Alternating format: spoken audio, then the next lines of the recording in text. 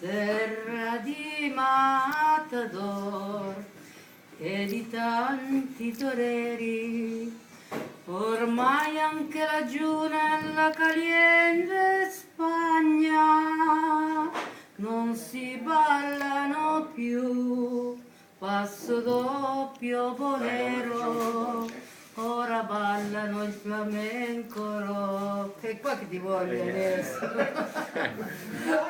Ora ballano il flamenco.